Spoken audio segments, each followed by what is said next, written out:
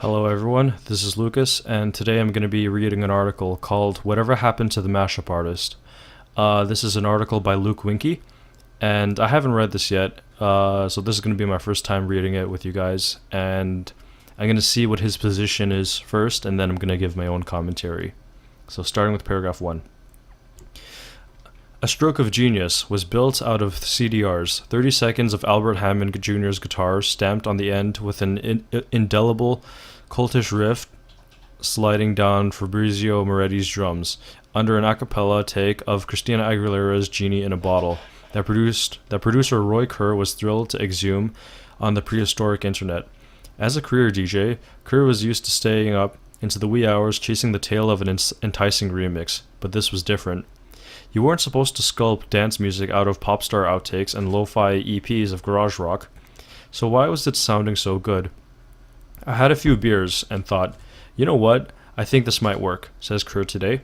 The first cut was about 5 minutes, and I was like, it does kinda work? A friend said, make it 3 minutes and that will be amazing. I did, and it took on an importance way beyond my imagination. Indeed, there is a mischievous spirit to A Stroke of Genius, part joke, part backdoor left hook, that leaves you blissed, out and near, catatonic the first time you hear it.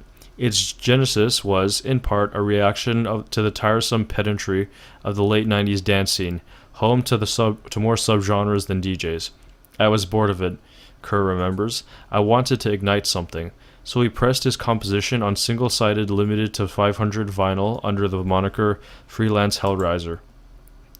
Mashups had existed before this. Kerr himself was a discipline of London nightlife, and you can recall vanguards like Fatboy Slim alchemizing Madonna, Janet Jackson, or Whitney Houston with any number of carnal, big beat grooves on the dance floor every weekend. But it took a stroke of genius for mashups to finally cross the Rubicon of taste, at least as far as the music press was concerned. Sasha Frere Jones, then the pop critic at the New Yorker, wrote a piece in 2005, heralding Kerr as the harbinger of a new radical movement, with an uncanny ability to broker musical detente, I can't read that, between something as saucy as Aguilera and something as churlish as the Strokes. Pitchfork, in its ambitious attempt to celebrate and encapsulate the decade, named the song the 78th best track released between the years of 2000 and 2009, just ahead of Jay-Z's Izzo, H-O-V-A, just behind 3 6 Mafia's Stay Fly. The Guardian went a step further and codified A Stroke of Genius as the song of the decade. Now, just 8 years after The Guardian's claim, it appears we're living in a post-mashup world. There are obviously still plenty of viral horrors being released every day on the internet. You don't have to go far to witness a poorly sequenced Cardi B instrumental smeared on top of a vintage Dr. Dre beat, or a chipmunked DMX on Call Me Maybe, or the unholy marriage of Train's Hey Soul Sister to the Notorious B.I.G.'s Party and Bullshit. For some reason, these sound familiar. Is this One Bourdieu? I think these combinations are One Bourdieu's. I don't actually know. I seem to have forgotten. Let's see. Yeah, it is One Bourdieu. Okay. But it's been a very long time since... Actually, hold on. Wait, are all these One Bourdieu's mashups?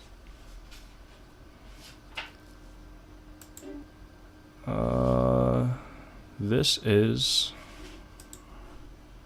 Okay, Hey Soul Sister. My computer's rather slow. This is a One Bourdieu mashup. And what's this one?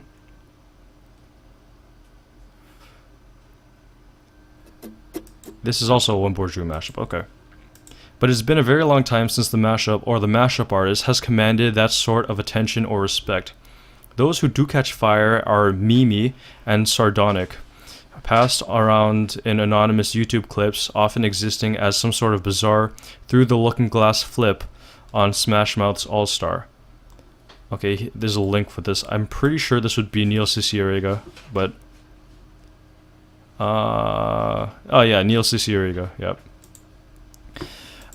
They are far from being the subject of a breathless New Yorker profile or Pitchfork list. The artists of this scene have all moved on as well, as Grotog, Greg Girl Talk's amazing, by the way. He's like the father of mashups. Was arguably the most famous mashup artist of the era. I can agree to that. But he hasn't released anything since 2010's excellent All Day. True. He still performs the occasional festival set, but these days he can mostly be found working as a producer for hip-hop artists like Freeway. He declined to be interviewed for this story. Similarly, Kerr has long since abandoned freelance Hellraiser, today working behind the boards with artists like Little Boots, Lady Hawk, and London Grammar. I don't know. I only know Little Boots here, but I don't know those people.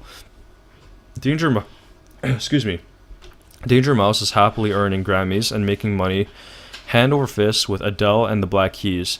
He need never rehash the Grey album again. Meanwhile, the Hood Internet flamed out spectacularly with its 2012 debut of the original music feat, which earned an exasperated 3.0 from Pitchfork. If I heard that some mashup producers were making a record, I'd at least raise an eyebrow before giving it an honest listen, laughs the Hood Internet's Aaron Brink now. That millennial boom of cheeky bastardized pop has reached its final resting place, a dot in time filled with countless bass drops, toilet paper guns, and sticky frat house sets, buried 30 yards east of the Empire Polo Club.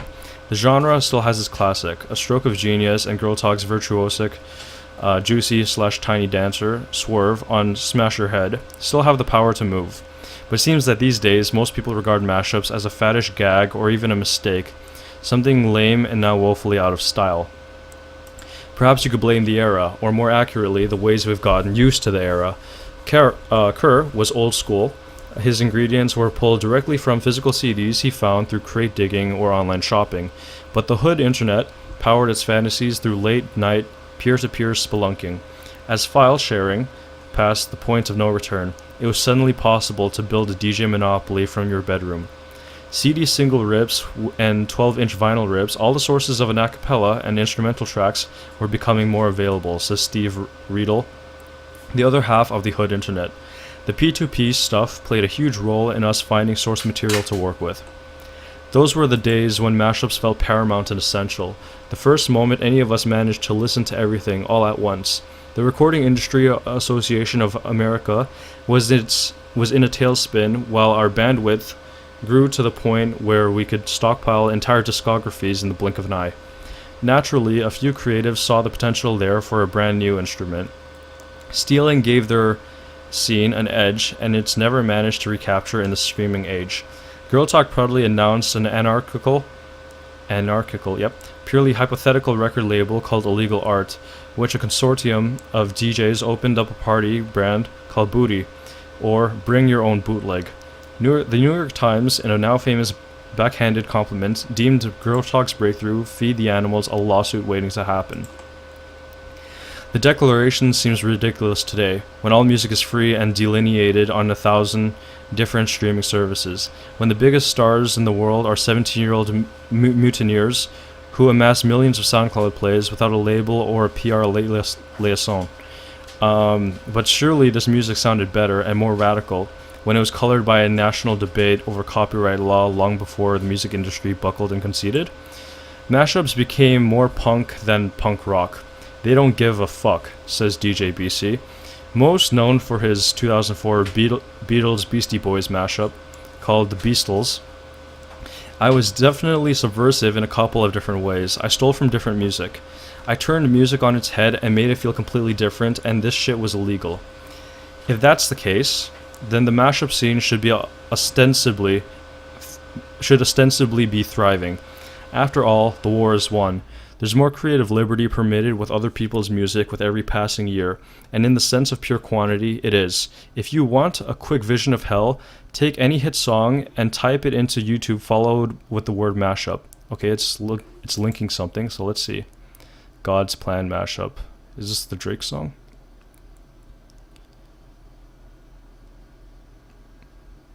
Okay, so these are just what you would expect. Okay. But there's no such thing as a mashup artist anymore. That subversiveness applied in the early thousands, when there was still rigidly defined barriers between hip-hop dance music and indie rock. Oh, my computer's slowing down. Let's see if I'm still recording. I think so. Indie rock, but everyone listens to everything now. And while that's certainly a cultural victory, the idea that you're breaking down walls that is so necessary to produce a great mashup, the fundamental belief that Dead Prez and Grizzly Bear deserve to be in the same canon, has been rendered obsolete. Most of the artists I spoke with seem to be at peace with this. The things that were exciting about mashups early on happen outside of mashups now. The Hood Internet's Brink says, "You have indie artists on hip-hop records. I think it's a good thing that people have gotten used to that, and that pop culture has gotten used to that in general. It doesn't do the same for me that it did 10 or 11 years ago," adds Riedel. "After hearing two of one thing, you kind of just want to hear one of one thing for a while." It's true that mashup artists predicted our present, and that now that we're here, they'll probably never be able to muster the same thrills that they did when the multiverse was collapsing. However, those thrills survive, albeit in different formats and different doses. Think of Chromatic's suite of dreamy, vectorized Heartland rock covers like Bruce Springsteen's "I'm on Fire" and Neil Young's "Hey My Into the Black," or the Santana lick sticking out of DJ Khaled's "Wild Thoughts," or even determined Justin Bieber singing in Spanish on "Despacito." Those songs ring with the same polychronic grandeur of the best mashups. They baptize you, bring you up for the air, and show you a world of possibilities. Today, maybe it's easy to laugh off Girl Talk and the Hood Internet, or all breathlessness that surrounded a stroke of genius, but you can hear the influence woven like a sample beneath everything we listen to. Okay, Luke Winkie is a writer and former pizza maker from San Diego, currently living in Brooklyn. In addition to the AV Club, he contributes Vice, PC Gamer, Playboy, Rolling Stone, and Polygon. Okay, so we have now read through this article.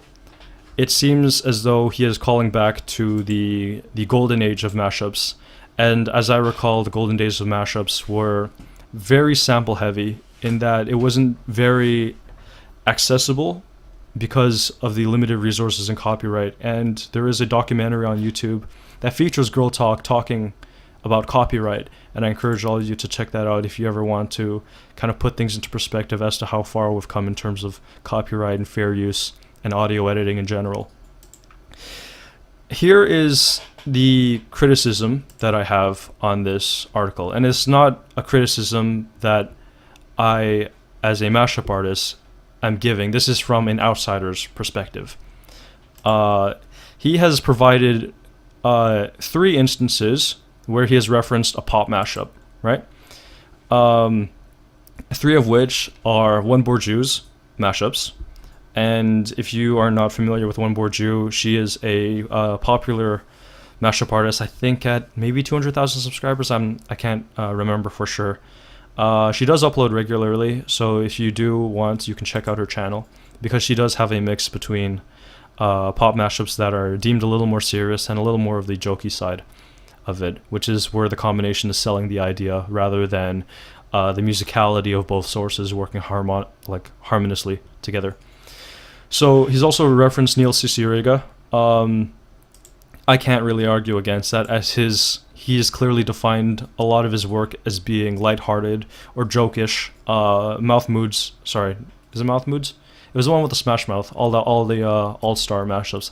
Like, I think, for the scope that he defined, he did a fairly decent job at it. I'm not the biggest Neil Cicierega fan, but I can see what Luke here is getting at.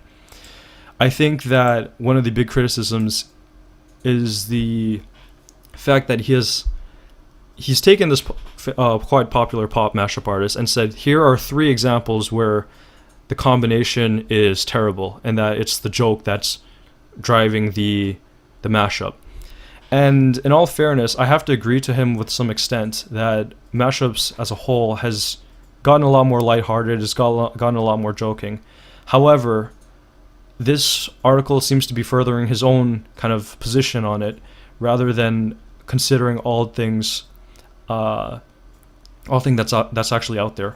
If we look at someone like DJ Blau, he does incredible amounts of pitch shifting, restructuring, a cappella reorganization, instrumental edits, looping, and all that stuff. And for the purposes of my argument, I won't be mentioning any anime mashup artists or video game mashup artists. I'll just be talking about pop mashup artists for now. If we look at someone like Wenborju, she's very of a hands-off approach. Every now and then she'll mix multiple sources, like around like maybe 6. Well, that's the most I've seen from her. But all in all, they have a solid fundamental in music theory, and structure-wise, I don't have a problem with it. But if you look at someone like DJ Blau, who comes from a producing background, and you listen to their mashups, if you understand the source material, or if you try to recreate their mashups, you'll realize that are incredible depths and complexity to it. If we look at someone like DJ Earworm, which inspired a lot of us to get into mashups, myself included, he strictly does pop mashups, and he tends to lean towards the megamix style, with ranging between like 8 sources and I think around 50. I'm not entirely sure, don't quote me on that, but he will use a lot of sources. But what makes DJ Earworm interesting is that he can take the acapellas, like he has a whole acapella library of all the songs and all that. There is a foundation in music theory that everything's, things are in key. He may not be working with the cleanest acapellas, but the idea and the musicality of it is driving it through. Because when he does sentence structuring, it actually makes sense. If you like take all of the words from each artist that's being interjected within like a 4-count bar or an 8-count bar, the sentence still makes sense.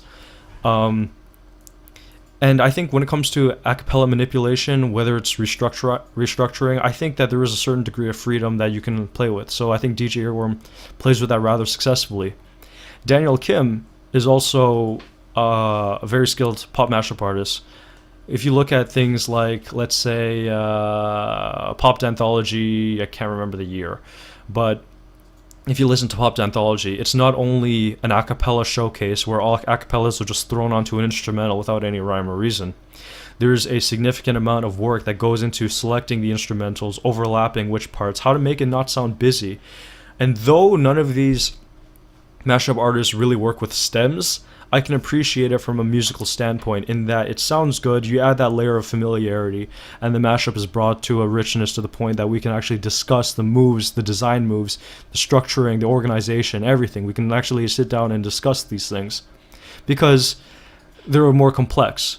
Now, this is not to discredit more simple pop mashups. If you look at like Wenborju, because Wenborju was mentioned 3 times here, then you can listen to their mashups. They're totally fine as music because they work in structure and in music theory and composition and all that stuff. It works.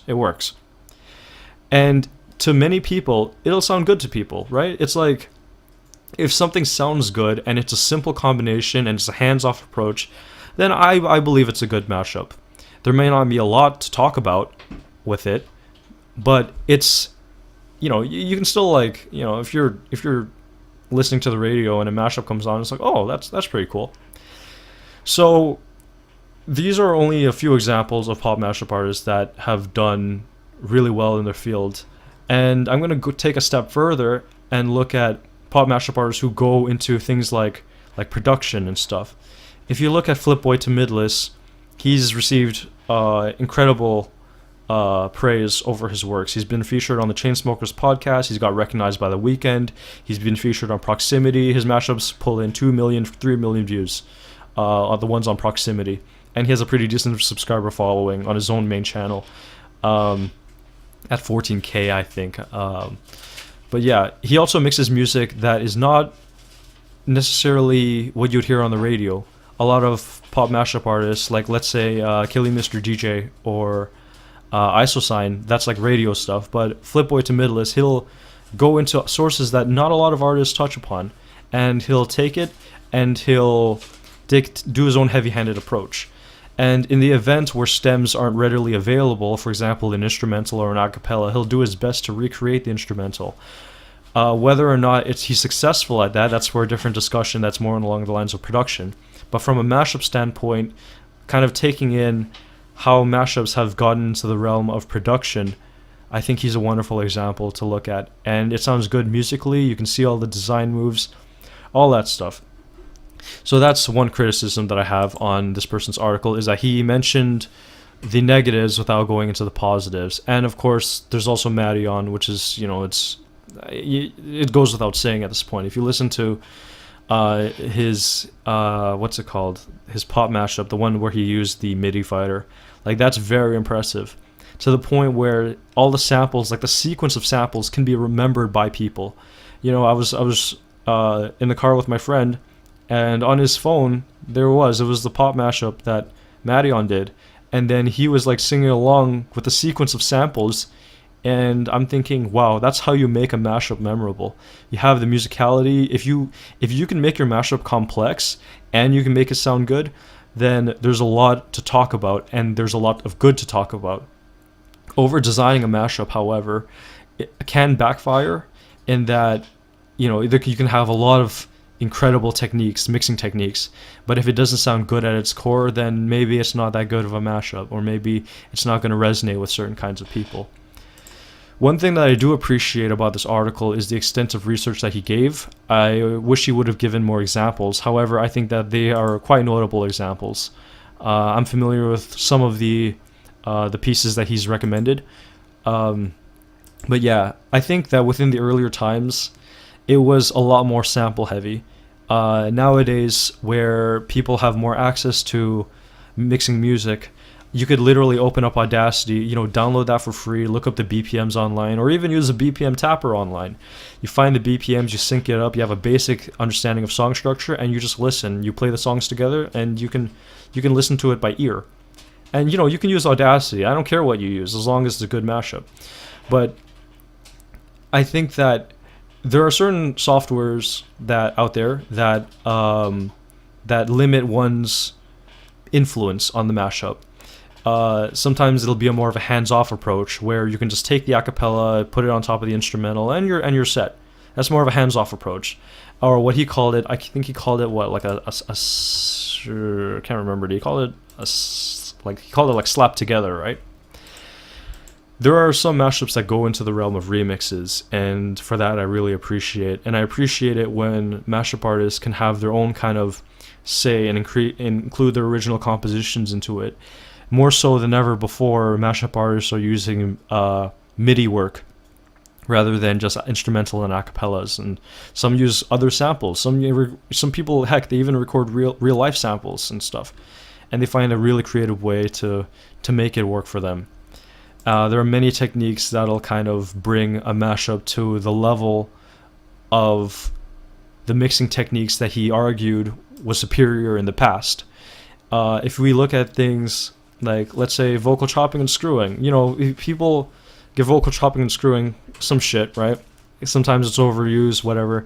But vocal chopping and screwing has existed around the 70s or 60s. Like, if you listen to really old music, it's literally just chops and, distortion and all that stuff.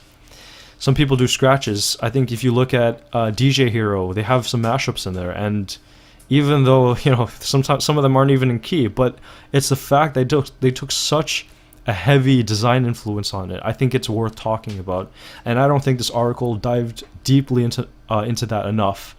That there is a lot to discuss. Some people do scratches, some people loop their instrumentals, some people use like a beat grid and all that stuff. So like a lot of samples. Sometimes mashups can be really sample heavy.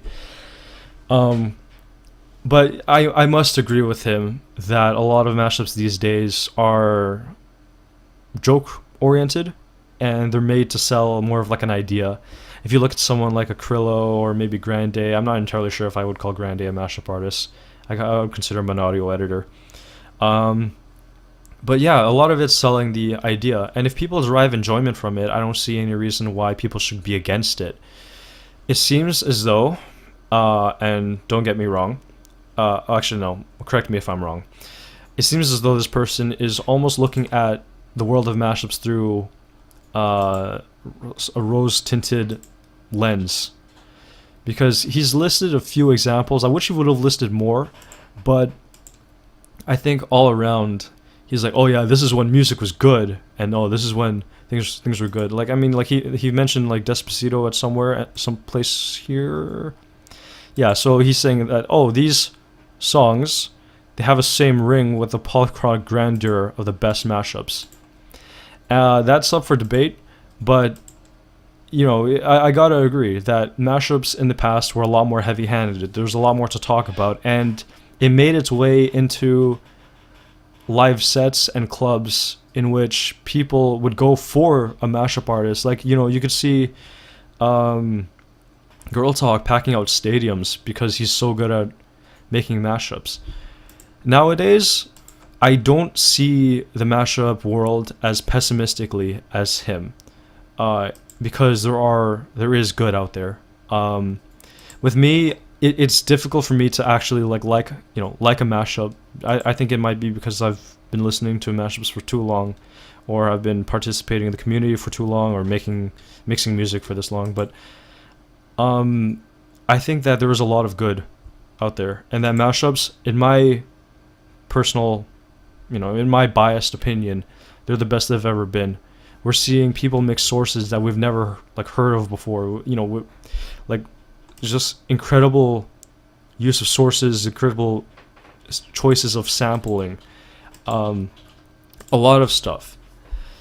If like the concept of a video game mashup is so interesting in that you're taking an instrumental from a video game and you're layering stuff onto it. And we go even a step further, and you know what Siva Gunner does? They use like they can break the video game music into its stems, its core fundamentals. You want to isolate the drums, you can do that with I'm not entirely sure of the entire process, but it is possible.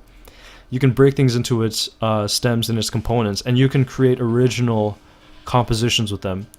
And with that, I think that there is a huge heavy-handed approach to it, and there is a fundamental understanding of music theory that needs to be there.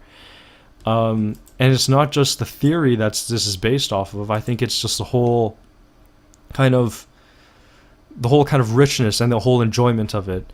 Now, I understand enjoyment varies from person to person, but I think this person's enjoyment of the original source materials is kind of giving him a certain bias toward the older age of mashups. This is not to discredit the older age of mashups, as I think that many of them were amazing in their time.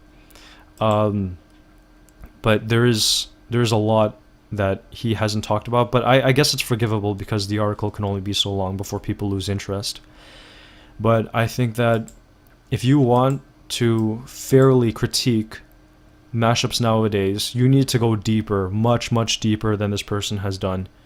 Yes, he's talked about jokes. Yes, he's talked about pop mashups, but there's so much more that he has just not covered. And I think it might be because he hasn't been a participant in this community to the extent that someone who actually mixes music has, or he doesn't know the mixing techniques that have kind of shaped this generation of mashups. We don't know yet. Well, I don't know. I can't assume what this person has been brought up to form these opinions, but I think it needs to come at to approach both sides with a greater degree of fairness. And I can go on and on about anime mashups as well, because it's friggin' Japanese music and English music. Like you're mixing two different languages, you're mixing two different kinds of music. But if we look at things like Shoopfex, you can vocal chop and screw and distort it to respect both source material, and it's a work of, I would argue, a work of art. You look at Naki Naiko, and you listen to his mashup Ah Ooh, and it's he uses like 6 samples, but they all blend in like seamlessly.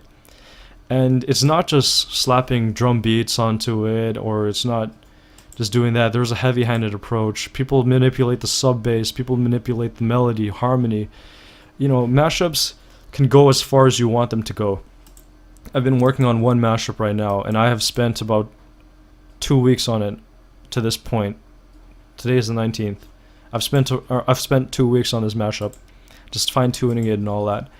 And I think that you can bring mashups to the realm of remixes. You can bring mashups into the realm of original production.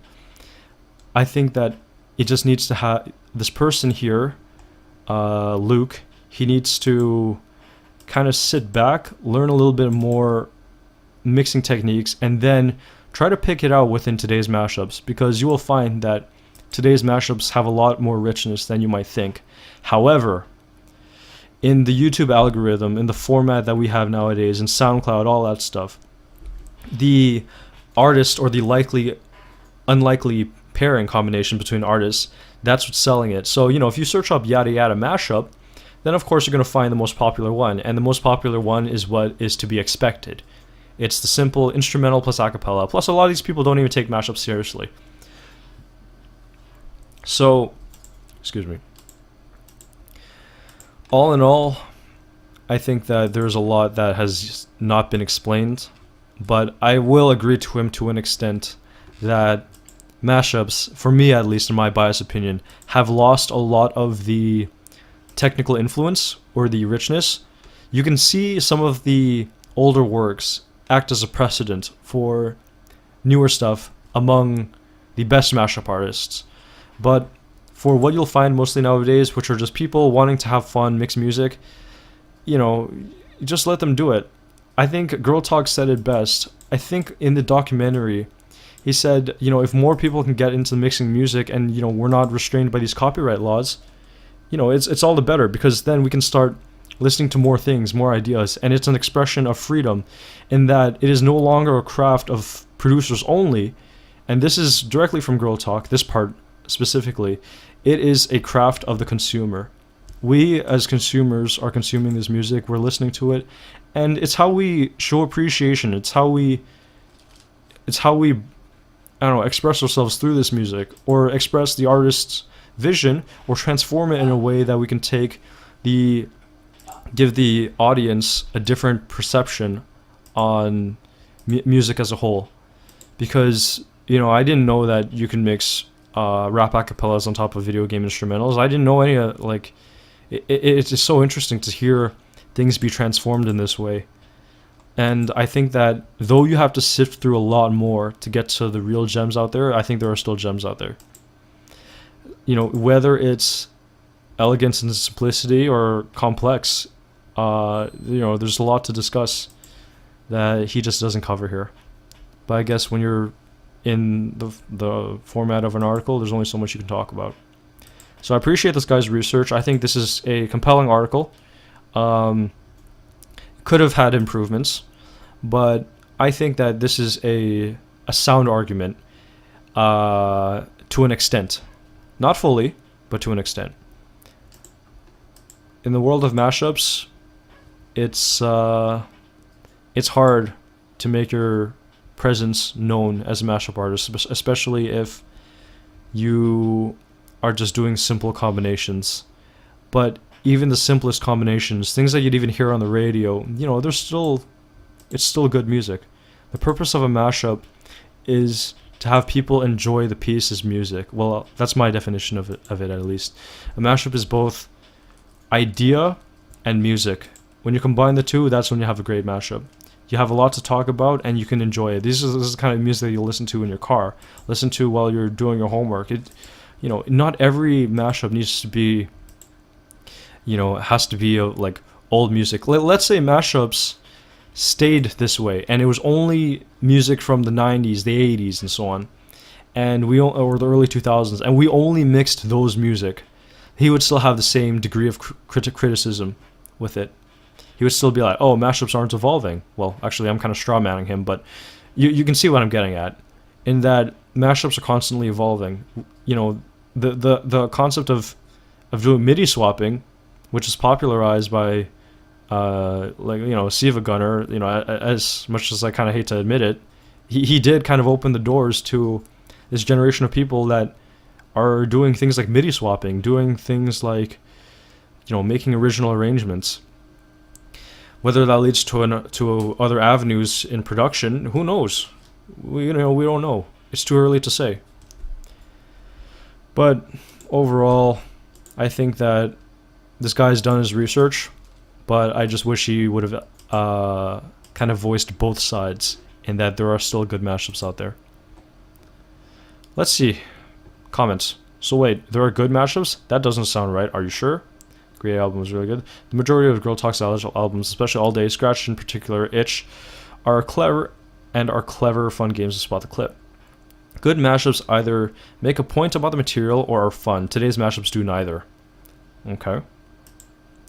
Now, in a comment like this, let's say I took a Nipsey Hussle acapella and I put it over an instrumental you've never heard of.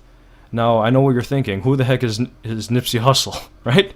Well, what if I take two sources that you've never heard before and I put it together and I don't tell you it's a mashup and you listen to it? It's like, oh yeah, like what if the music sounds good?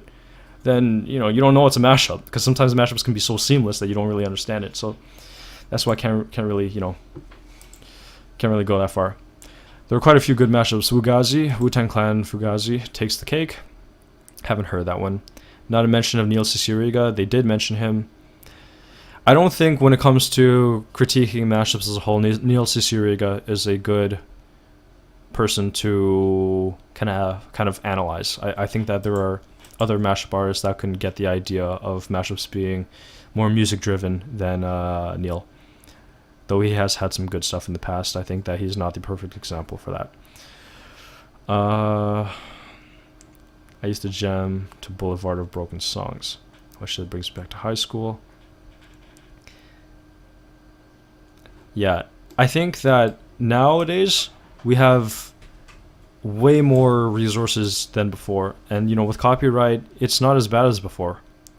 In the internet, we're protected by fair use laws to an extent, but there are things like remix packs, and you can take, if you want to get Dua Lipa's New Rules, you can have every single stem to that. If you want Modest Mouse Float On, you can get every single stem to that. I think that my sort of criticism on today's mashup artists is that there needs to be a greater degree and use of stems if you want to take mashups seriously. For those that don't want to take it seriously and just want to have fun with it, just go for it. I don't care. It sounds good as music, fine, sure.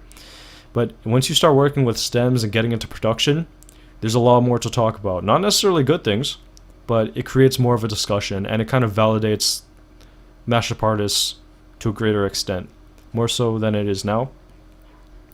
But yeah, I think that a comment that I see a lot on videos or other people's videos is like, oh, you deserve more subscribers, this and that. But I think that the world will be willing to accept mashups once they are more familiar with the concept of mashups, and to elevate, because once you remove mashups as being a joke alone, it becomes more along the lines of music. And I think that when more people are music oriented, they'll start reaching further. And the videos or the people that get the comment, oh, you need more subs, and it's not just my videos, it's like a lot of people's videos, like a lot of really good people's videos, they haven't gotten that recognition yet. And in order to find these incredible mashup artists, you need to dig deep. And I think that Luke is reaching in to the barrel, but he's not digging deep enough. So that has been my kind of critique on this article. If you wish to read the article yourself, feel free. And if I got anything wrong, feel free to call me out on it, because I am willing to learn from my mistakes. So yes, that's the end of this video. Thank you for listening. Take care. See you.